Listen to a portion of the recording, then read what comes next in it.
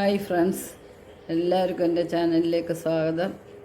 ഞാനിപ്പം പറമ്പിലോട്ടൊന്ന് ഇറങ്ങിയതാണ്. ഇപ്പോൾ അവിടെ കുറച്ച് സാധനങ്ങളൊക്കെ കിട്ടിയിട്ടുണ്ട്. ഇത് നമ്മുടെ മാലിമുളകാണ്, അതെല്ലാം പഴുത്ത് നിൽക്കുമായിരുന്നു. അപ്പോൾ അതിൻ്റെ അടുത്ത് ചെന്നപ്പോൾ ഒരു മൂട് ചേമ്പ് മറിച്ചിട്ടേക്കുന്നു. പന്നി ഇന്നലെ നല്ല പട്ടിയോരയായിരുന്നു. അപ്പോൾ ഇന്ന് അത് നോക്കിയപ്പോൾ ഉണ്ട് ചേനയും ചേമ്പും ഒക്കെ നശിപ്പിച്ചിട്ടിട്ടുണ്ട്. ഞാൻ കുറച്ച് മുളക് പറിച്ചെടുത്തുകൊണ്ട് വന്നിട്ടുണ്ട്. പിന്നെ ഇത് ഡബിൾ ഓടിക്കയാണ്, ലോലിക്ക എന്നൊക്കെ പറയും. അത് പിടിച്ചു വരുന്നതുമുണ്ട്, പഴുത്തതുമുണ്ട്, രണ്ടിനും ഉണ്ട്. പിന്നെ നമ്മുടെ ഫാം ഫ്രഷ് കരിവേപ്പില പറിച്ചിട്ടുണ്ട്. അപ്പോൾ ഏകദേശം ഇതൊക്കെ ചേരുവ കണ്ടപ്പോൾ എന്താ ചെയ്യാൻ ഉദ്ദേശിക്കുന്നതെന്ന് മനസ്സിലായി കാണുമെന്ന് വിചാരിക്കുന്നു. ഇത് ചെറിയ ഉള്ളിയാണ്. പിന്നെ ഇഞ്ചി എടുത്തിട്ടുണ്ട്.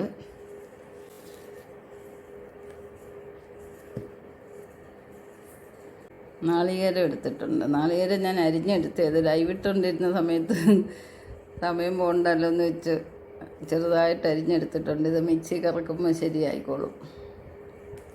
അപ്പം എൻ്റെ തിരുമയൂലി ഫ്രീ ആയി. അപ്പോൾ ഇതെല്ലാം ഒന്ന് ക്ലീൻ ചെയ്തെടുക്കാൻ നോക്കും. നമ്മളെല്ലാം ക്ലീനാക്കി എടുത്തിട്ടുണ്ട്. ചെറിയ ഉള്ളി പൊളിച്ചു, ഡബിളോടിക്ക് ഒന്ന് പൊട്ടിച്ച് വെച്ചിട്ടുണ്ട്. കാരണം മുഴുവനെ ഇട്ട് കഴിഞ്ഞാൽ അരയാൻ പാട് വരും. അരി അധികം ഇല്ലാത്തതായതുകൊണ്ട് അരി എടുത്ത് കളയേണ്ടി വന്നില്ല. പിന്നെ പഴുത്തതിൻ്റെ അരി ഞാൻ എടുത്ത് കളഞ്ഞു, അതിൻ്റെ പുറം മാത്രമേ എടുത്തുള്ളൂ. പിന്നെ ഇഞ്ചി എടുത്തിട്ടുണ്ട്. പച്ചമുളകൊക്കെ അവരവരുടെ ഇഷ്ടത്തിന് എടുക്കാവുന്നതാണ്. ഞാൻ കുറച്ചേ എടുത്തുള്ളൂ. കരിവേപ്പില. ഇനി ആവശ്യത്തിന് ഉപ്പൂടെ ചേർത്ത് നമുക്കിതൊന്ന് അരച്ചിട്ട് വരാം.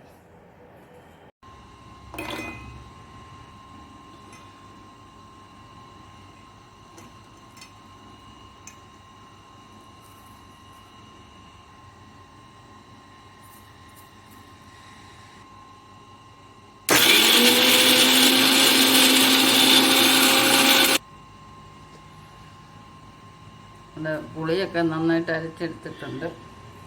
ഇതിലേക്ക് നമ്മൾ തേങ്ങ ഇട്ട് കൊടുക്കുകയാണ്.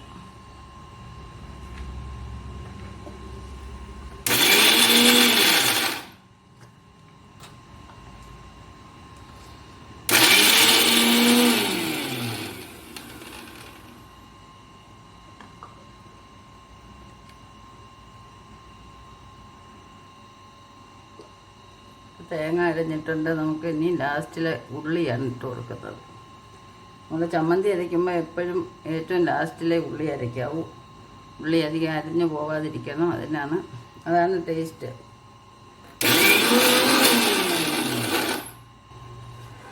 അപ്പം നമ്മുടെ ഉള്ളി ഇട്ട് കഴിഞ്ഞിട്ട് അരിഞ്ഞ് കിട്ടിയിട്ടുണ്ട്.